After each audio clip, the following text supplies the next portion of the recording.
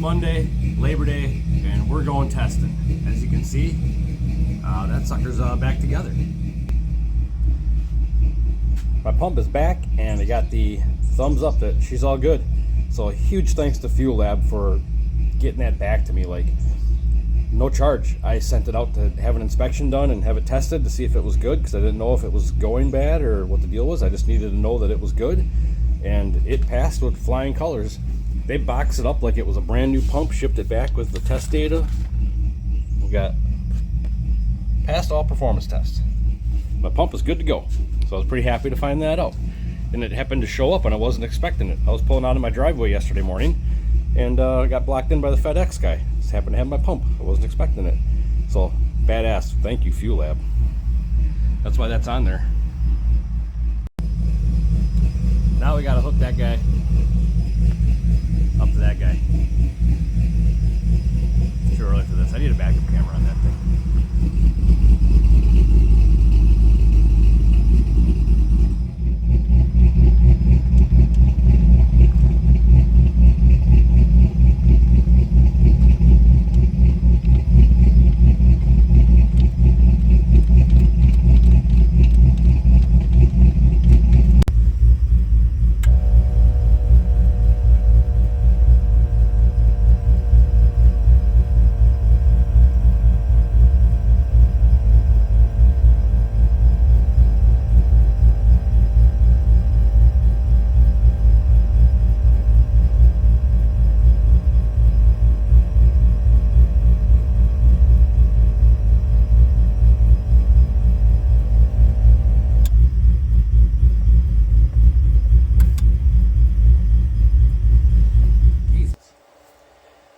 So, I know we're getting ready to load up to go to the track, but I was kind of getting my batteries ready here.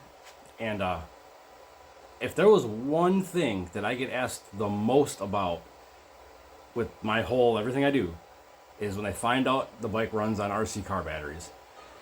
I get all the questions on that. I get a lot of private messages on that, because I think a lot of people are afraid to publicly be seen asking about that they might do it or aren't sure about it. A lot of people don't like to look dumb in public, but it's not dumb. It's just you're asking questions about something you might not know about. But before I load the bike up, I'm going to show you something real quick on my setup. I know I covered this in a video by itself, I think, but there's been a shit ton of new subscribers that maybe haven't seen that or don't know that my bike is powered by RC car batteries. And I'm going to do a quick little before we load her up, just to catch everybody up. So these are the batteries I run. Clearly you can see how big they are. You know, it's the size of my hand, roughly. I put 2 of those in the bike. One of those will run the bike. I use 2 batteries because I run them together so that I'm not overloading. They got smaller leads on them. These are 10 gauge leads. So the 2 of these batteries doubled up to a Y where they connect to the bike. That equals about 2. You know, that gauge doubled up is I think I figured it out as like 6 gauge, which is basically what the wire or the bike is wired with. But these are cheaper and lighter than any of the motorcycle batteries you will find. And I've struggled with LiPo motorcycle batteries. The full spectrum power, I shit canned 3 of them already. I had not anti-gravity, ballistic I think it was. That one didn't last for shit. 2 of these batteries, I got them in a bag. I'm a nerd and I'm paranoid about battery and fire safety. Even when the bike was running on just a regular LiPo, I'd always charge in a bag and I would keep them in a can or something. It was a bigger can than that, but just fire prevention. I don't want nothing burning down in the trailer. The bike never sits with a battery in it. Those battery, you know, these guys are different. They run typical like lead acid style street bike stuff. But if you're running a race bike and you're only going to the track with it, I don't even run a charging system on this thing. 2 batteries. These fully charged are 16.1 volts. It's a 4S LiPo battery. 2 of those batteries will last me an entire day at the track of starting the bike, riding to the lanes, making my pass, riding back, downloading data, all that. 2 batteries all day. I've made 7 passes before I've had to look at voltage to maybe swap one out. I usually keep, like I said, I'm charging this up now because I was running the bike last night. So I'm just topping these off, waiting for Mike to get over here before we go to the track. But I always charge in a bag, I got a good charger that only charges at 7 amps. Actually, it's down to 5 right now. It'll reduce as it gets closer to finishing voltage. This charger is not very expensive, and I use an ammo can with a couple vent holes drilled in the top so it doesn't pressurize and explode, but that'll contain a fire. It's sort of a lipo trick. But that's the battery setup. I take the charger with me. Batteries are transported in a fire bag, in a safe, or in a box. And when I'm at the track, batteries go in the bike, and we go racing. When I'm done, everything gets back put away. And if for whatever reason I need to charge up, I got a battery going bad or something, that's why I take 2 sets of these with me. I have 4 batteries. 2 will get me through an entire day. If there's an issue, I have backups. So I don't consider having 4 batteries a necessity, and I don't really calculate that into the expense to run this kind of setup. I have backups for everything. I don't like getting to the track, driving 45 minutes to find out something's wrong, or I'm missing something, or a battery took a poop. It's such cheap insurance to just have a couple. So that's the setup. They sit right down in here. XT90 connectors, plug right in. And like I said, we're good for an entire day on 2 batteries. No charging the bike between rounds, no just extra BS about worrying about nothing. This thing it just works. So if you're running a race bike, I don't know why anybody wouldn't be doing this. The bigger square, like I said, the full spectrum power, the ballistics, the anti-gravities. Been through most of them. One mistake charging, you let the voltage drop too low, it never recovers. These suckers, you beat the shit out of them, and they work just fine. Now, with that said, let's go racing.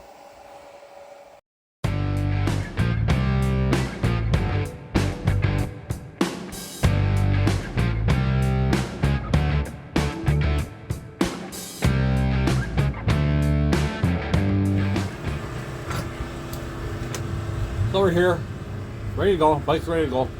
I'm eating beef stick. Just went through tech.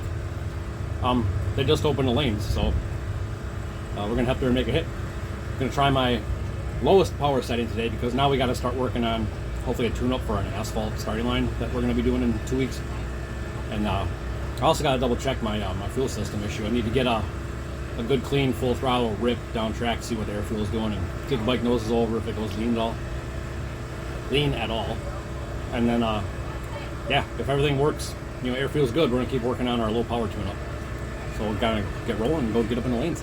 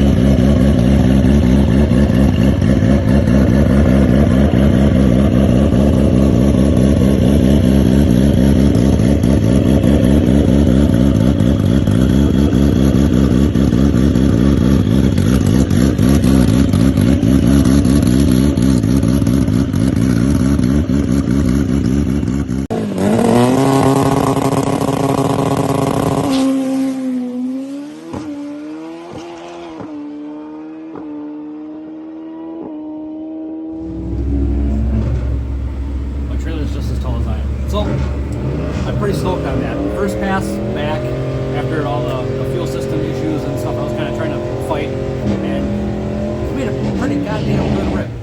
I'm going to show you the data log quick, but we're just in the trailer chilling out right now. The fan's going, bike's going off. I got just a fan on the clutch. Nothing fancy. We're not going to probably make with maybe 3 passes today, so I'm not going to go through the clutch too much. It's working good. 60 foot wasn't awesome, but this is a tune-up I'm working on. It's not meant for an awesome track. So it was a 137.60. I know, I can handle clutch better than that. I don't give a shit. This has to go down. That's 86 horsepower with a wheelie bar you hear in the background. This tune-up has to go down an asphalt starting line in 2 weeks. So I'm not counting on this starting line here today being any good. It's Labor Day. They're not really doing a lot of prep. Not a ton of people here. So it's just kind of a come run and have some fun. So I was hoping the starting line wasn't going to be great. It's a little bit greasy-ish with that new prep that they're trying to use. They did spray a little bit of stuff up there. So the starting line's not great, which is kind of what I wanted. but I'm leaving on 4 pounds of boost, 8,000 RPM. So I'm using RPM over horsepower to get the bike through the 60. So I'm not leaving on a ton of boost, I'm using RPM to get to the 60. So if you see in the video, it's going to look like it plants real hard and kind of just drags first gear out a little bit. It's kind of the point. I'm pulling 8 degrees of timing, ramped to 4 degrees pull over 2 seconds. Starting at 8 degrees pulled out of the ramp at the hit, pulls 8 degrees, and slowly ramps it back in to 2 seconds. Hey, I'm a starting line guy. What? So I'm a starting line guy. Hey guys, how's it going? How's it look, Mike? I have a job today. I got him his own temp gun. I haven't been replaced by a sensor yet, but it's still early. He's worth the 23 bucks. But yeah, I'll show you the data log and the time. Actually, I'll show you the time slip so you can see this. I'll show you the boost ramp even for this thing. I'm not hiding nothing. This is what I'm working on for a no prep race for an asphalt starting line with a Gen 2 hand slider. So I have to make a tune-up work that I throw the lever and it goes. So I think some of these races, hand clutch bikes probably have a little bit of an advantage, I guess, maybe. But I think the consistency is in the hand slider if you have the data to use it right.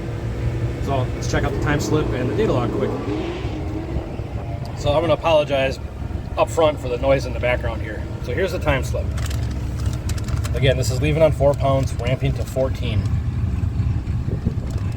So not bad. I'm really happy with that for all the trouble I've been having and actually getting a clean pass out of it. And sorry, that was loud. But go ahead, look at it, examine it. I ain't hiding nothing. We're in the trailer of honesty now this time. So I did not get on the scramble button on this. I'm going to take this same tune-up that it's got 14 pounds in it, but I put 10 on the scramble. So this pass I probably could have hit the scramble, but it did try to shake the tire in 3rd gear. Otherwise that might have been maybe an 5-0 pass or so. Look who joined us today. Hey, what's happening? Lucky Nemo. He's down here testing with us. So now, here's my data log. What I really want to show you is, ignore the glare if you can. These lines right here. It's my air fuel target and my actual air fuel is running at. So we'll go up here, and I'm sorry again about this glare here.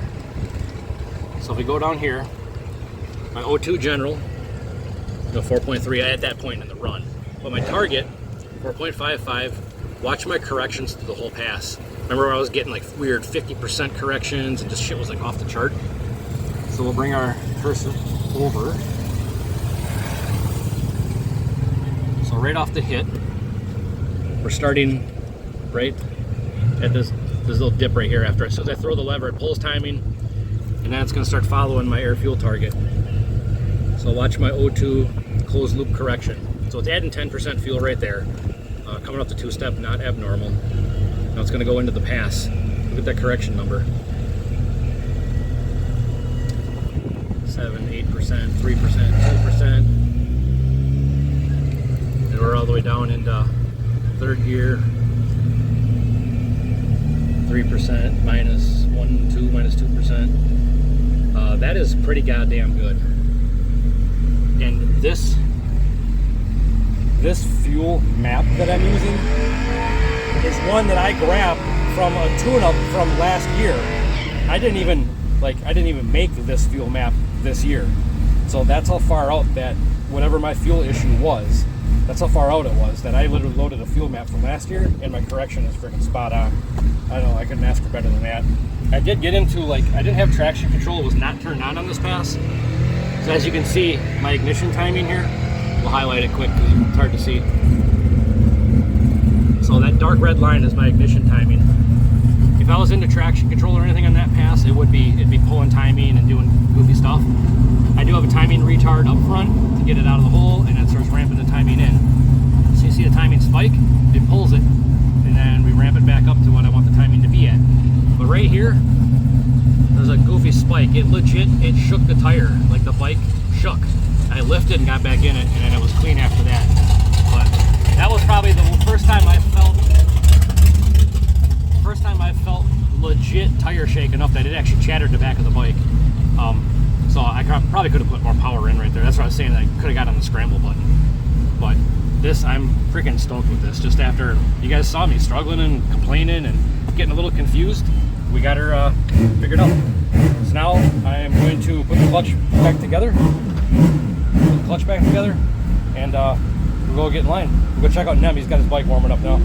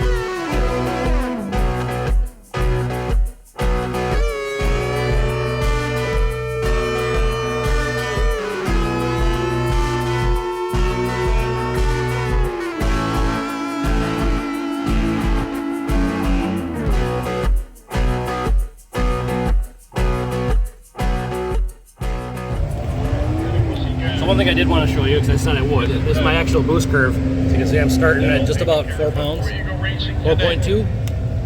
I ramp it in slow, get the bike moving. I bring it up just a little bit, right about before the 60, and then take it up to 14 pounds.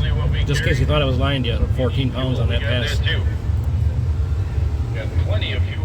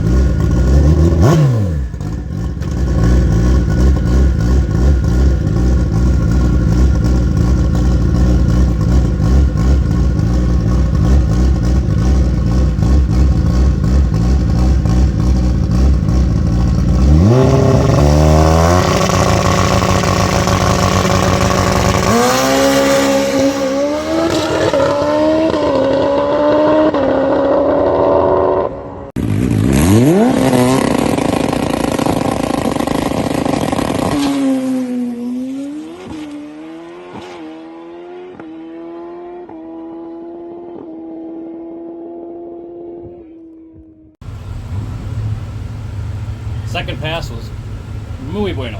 That was pretty good. You probably see in the video, it's trying to squeak the tire right at the hit. It pulls a bunch of timing. I mean, this thing is like, at this tune-up, what I'm trying to do, it's pretty neutered through the 60. So it's still went a 133 60 foot.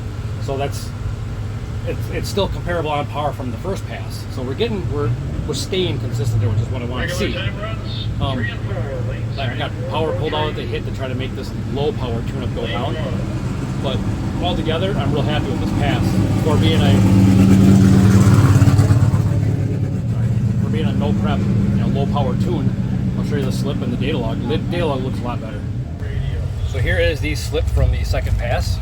There's number one behind there with my 785. So it'll get a little better. 490, 153, 762, 183. Yeah, again, this is still about 14 pounds up to about second gear, and then I was trying the scramble button. So we got a little bit of ET and mile an hour increase from, I'd say probably not quite the 8th. I was on it before the 8th, so let's say, actually, let's look at the data log. So data log looks a lot better. I'm still kind of short shifting the thing just because this is going to sound stupid. The sun is to my back today, and I can't see, the dash is not real like vibrant right now in the daylight. So kind of a little fluke fault I found today, but Jonathan Becker out of Round Lake, Illinois, 2014 Audi, sponsored by Axles. so you can see obviously how much power I'm taking out of it at the hit because of how much the RPMs drop before it starts to actually accelerate. So that's my 60 foot right there, and then after that she starts ripping pretty good. But now let's go down and find my scramble, boost scramble right there. I got on it, and it's at 3.57 into the run. So what was that? So let's see, 3.5, and it went 490, 3.5, 4.5, 6.7, 8.9. So I was on it for about a second, just under a second and a half, getting the 8th, and then I was on it here. I hit it here, stayed on it, got off it. So I was on it for most of the second half of the track. But yeah, I'm pretty happy with that pass. So we're gonna keep working on it. So now I had the bike cooled down, back together, ready to go. Haven't touched the clutch yet, just pulling it off. Haven't made any tune changes either. So what I'm gonna do now is the right lane down here right now hasn't been getting used by any other street cars. We just went to walk around and it's rough. Like, it's gravelly, marbly, not gravelly, but it's like little rubber marbles and stuff everywhere. It's loose. So we took a mop and we're kind of to see how loose it was when we were knocking stuff off the track. So it's pretty loose. But I want to try to get down that lane. So this pass, no promises, but we're gonna try to get down the worst lane of the day right now. At the worst time of the day. It's gonna be loose, greasy, little rubber marbles. It's gonna be a mess. If it goes down this, we'll pretty much go down anything. But I'm thinking it's probably gonna spin. To be honest. If it does spin, I will turn on traction control and make one more pass. Then we're gonna call it for the day. That should be enough data for today. We'll come down during the week maybe and try an evening test session. So now let's go try pass 3.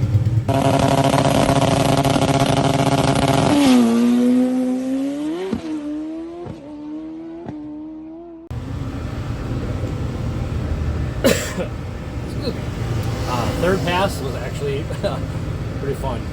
We did right lane. Right lane's been the worst lane of the day. I added 2 more degrees of timing retard, so I'm going 10 degrees at the hit now. And I did that for the right lane because it was that bad. I just wanted to see if I could get down, and it fucking got down. My boost curve, the way I have it set up, it came in a little aggressive, we'll say, at one point, and that bike wheelied pretty freaking hard. And I actually had to lift just enough to bring the front end down. And I got back in it, and I just clicked 2 more gears quick and ran it. I just ran it through the 8th. I wasn't going to stick it and run it out the quarter mile. There was no data to be gained that far down after already sort of having a mini little abort in the middle of my 8th mile.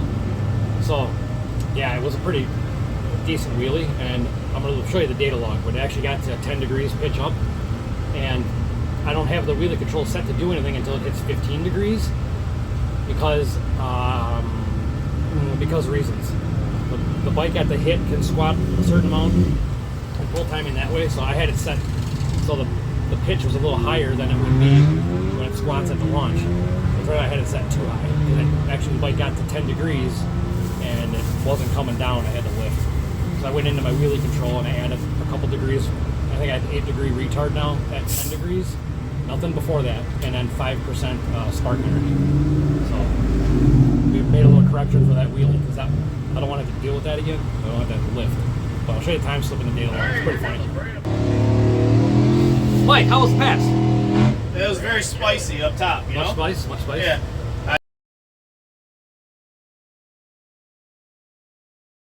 I instant play the cue, I Believe I Can Fly from Space Jam.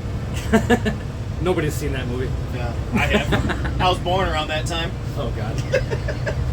That was pretty fun regardless. We got data on that one because Well, frankly, I've never had it wheelie that high before to know where it needed the pull timing. So now we know. I don't. It's the last time that bike wheelied like that was when it was a nitrous bike. Yeah, and I didn't have anything to control it. So I know. We'll go make another one. So here's where I was talking about making my wheelie control change. So over here we got degrees of pitch. So down here, 10 degrees. This is actually the spark table. So pitch, angle, cut. So this is ignition cut, time, and an ignition percent. Up here, percent, and then pitch. So now at 10 degrees, it's going to pull 5% ignition cut. So as you can see, before I had it at 20 degrees, it was going to pull 20%. This is the backup. It's going to try to do, we'll show you the timing table. So this is, again, is pitch on this side, seconds across the top. So at 10 degrees, it wasn't pulling anything. Right now it's going to go 8 degrees, it'll pull. For 5 seconds, if that don't work, it'll kick into the ignition cut. So it's a and or kind of situation. But here's the data, or not the data, the time slip from that pass. Like I said, I had to get in and out of it. So you can see the 60-foot dropped, but that was because I had to, I pulled more timing at the hit. But still went 5.1, 146, and that wheelie was in there. I got the video from that. We'll show you the data log quick.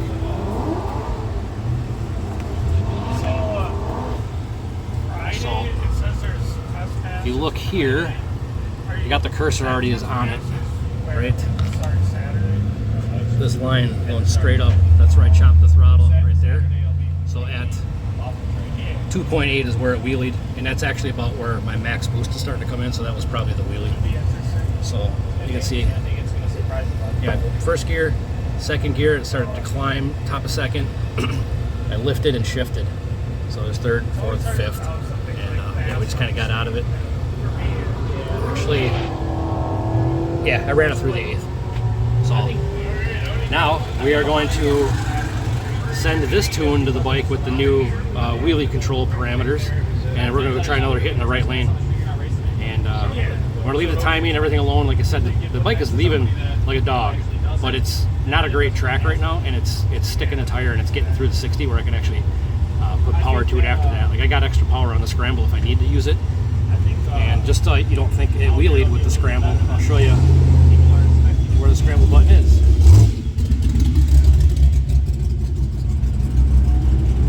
It's on here somewhere. I mean, how often are you like you'd have to like walk? Why am I not seeing it now? I mean, like if you like Every time.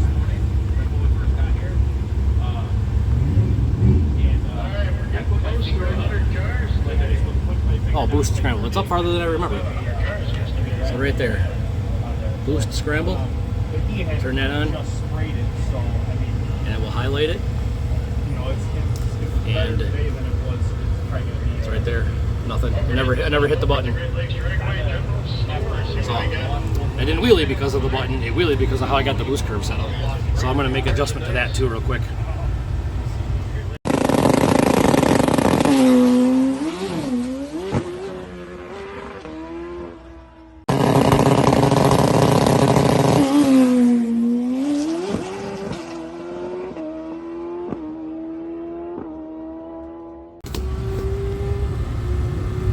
This is getting warm out. It's actually pretty nice outside. I'm a little warm in the trailer. But we're going to wrap it up for the day.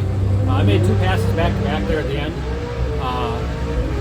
We went back up to make another hit in the right lane, and there's a bald spot maybe 20 feet out. And the bike planted, but once it hit the bald spot, it knocked the tire off like quick. And I tried to like feather it and get back into it. It just turned into a herky-jerky, just abortion of a pass. So we just got out of it. No, nothing gained, nothing lost. We just didn't get any good data. So, like I said, that right lane is pretty rough. So we decided I wasn't going to end the day on that note. We're going to go make one more pass. We'll go back left lane. Left lane's been a little better. And that pass actually, it was decent. Only went 8.0. But it had a little bit of a hiccup, which spun the tire for just a second. And when it does that, I tend to just get out of the throttle real quick. And I should probably learn to stay in there a little more to let the traction control kind of do its thing. Or actually, it wouldn't even been traction control. I haven't used traction control yet today. I have a drive shaft plot, which still kind of works the same with the drive shaft curve and timing, whatever. So it got into that a little bit, and when it exceeded that curve, it pulls timing. So whatever, got into that a little bit, and then it got into the boost, and it started to pick the front end up, and it actually my wheelie control worked. I did still lift a little, but it got to the point where it pulled 5 degrees. I lifted, got back into it, went 5.2 in the eighth, which we're we're half a second off of our best. Trying for a no prep tune-up. So nothing to complain about. It was an awesome day. Like, I got a ton of good data. All my O2 corrections on every pass were like 5%, 6%, nothing terrible. A couple of little spikes, about 10%. So I went through and I just took my control limits and I narrowed them up, because I remember I had widened those up previously to try to help this thing correct itself. So now I can actually got good data for good clean passes. I can narrow them limits up. So we got them down to about 15%. Still a little bigger than I want, but we're going to try to correct a little more of the map. We'll get her to 10% or less all the way down. We'll be mint. Perfect. But yeah, it's been fun trying to play with this low power stuff, trying to get it to, like, the track might take more power, but I don't care about that right now. I have to know how it's going to act. How does it act when it pulls time? How does it act if it actually hooks the tire? In a few of these videos, you can hear it actually mark the tire. Like at the hit, it marks the tire. It pulls timing and lugs it through the 60. It's kind of what I want to see. So, yeah, a lot of good data today. I'm pretty happy. And like I said, knowing the fuel system is all good to go again. I'm just really happy with this thing right now. It was a lot of fun. We'll get past this next no prep event, and that'll be probably the last actual race for the year. I haven't done a lot this year other than test a little bit, a few races. I want to come back down after this next no prep and try some of my higher power tune-ups and try to actually lean on it a little bit towards the end of the year. We'll have good air, good weather. The track, I don't know. I don't really have an issue with the track, other than there's always going to be quirks where maybe your tune-up, your power delivery doesn't quite match where there is maybe some bad spots. A lot of street cars are running today, so the track is changing every lap. It's different up there. So you kind of got to take the good with the bad, and you got to find that sort of that average tune that works, because you get into these races and you don't get a lot of time between rounds. Sometimes it's completely re-engineer everything, especially getting into like a clutch tune. It takes too much time to change that in the middle of an event, especially when you're running between rounds. So to look at data, decipher data, make a tune change, plus do a clutch, not a lot of time for that. The clutch just has to work generally across the board. So you'll see some of my 60 foot, it's lugging it hard, because I'm leaving on 4 pounds of boost. That clutch tune-up is built basically leaving around 8 to 10 pounds. So we're neutering this thing out of the hole pretty hard. That's fine. This is what we got to do to try to make this work. Data. That was a badass little truck. But for now, we're going to finish getting everything loaded up.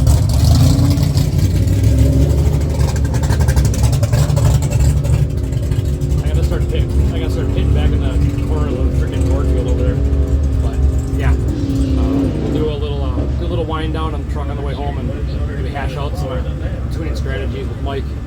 He's real good being my eyes off the bike, filming, and he bounces stuff off me and we bounce stuff off each other, and it works pretty good. We usually get stuff sorted out. So we're gonna load up, head home, and I'll see you in the garage when I get there.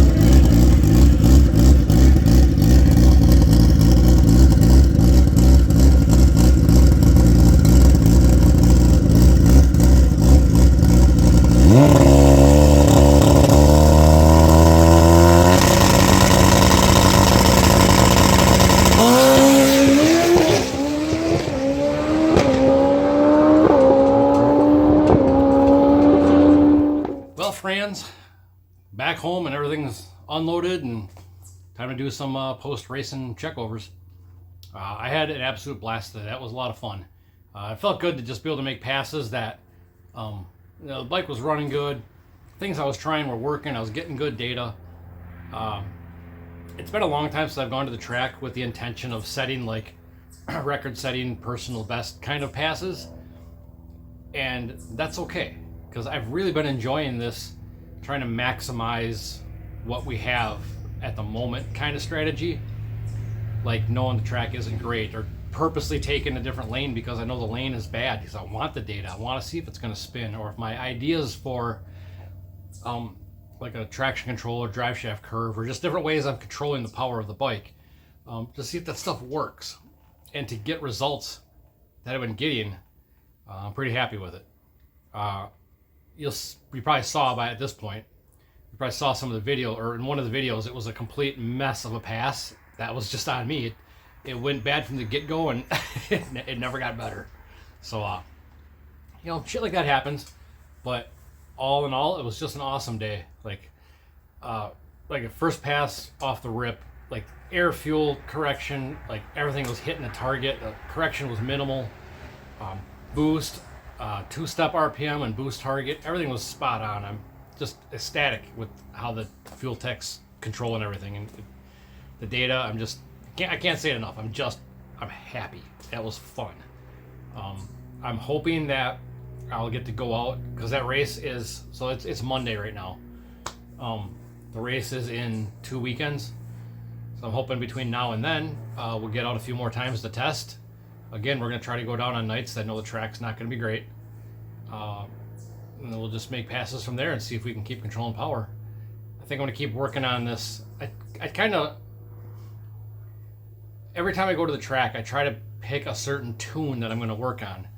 In previous videos you saw, I started out on my number 1 tune, which is low power. Track wanted more. We quick went right to this number 2 tune up, and that's one I've been working on. And that one runs really good. So I knew this time down I needed a low power tune up. I spent last night going through this tune, trying to come up with a strategy, sort of, and a combination of things to work on a track that I know isn't going to be great.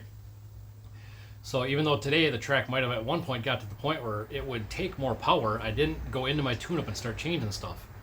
I want to know what it's going to do on this like low power settings, leaving on 4 pounds, ramping to 14 max. We got enough spare in the bank on the scramble button if the track is good. But I didn't touch the tune-up all day. The one thing I did change was I went from the left lane that was pretty good. Right lane was garbage. It was bad. I pulled 2 extra degrees of timing, and it went down, and that was the pass that it wheelied on, so it was putting power down, and it worked. So we're going to keep making corrections. I went back in and I fixed the wheelie control, because that was the first time it's wheelied that high for that long. So I aborted that run at 10 degrees. That's when I chopped the throttle, and I got back into it because it still went a 5.1 at 146 or something like that. And I got to go back and look at the slips. But the second pass I made that it wheelied, the timing control actually caught it. I still got out of the throttle a touch, but it pulled 5 degrees. It was starting to do its thing. It saw it getting up to that angle. It saw it coming, and it started to pull timing. So it's cool to see it all kind of working. But that's a day of testing. We were down there longer than we thought we were going to be, because it was a really good time. And if you ever hung out with Nem, it's a really good time. So yeah, I hope you dug the video. We got out some more racetrack coverage, and now that I got the pump is back in the bike, and we should be able to go to the track pretty much anytime we want now. Everything's working the way it should. There's plenty of tire left to get me through the rest of the year. I should have enough clutches to get me through the rest of the year. I am going to need more fuel to get through the rest of the year. But yeah, let's keep making some passes and making progress. Hopefully after the MKE no prep thing, that's when I might start leaning on the bike and maybe going down for just the purpose of trying to run a good number. But for what I'm doing on the no prep stuff, I'm more than happy with what it's doing. So yeah, hope you enjoyed, and I guess we'll see you in the next video.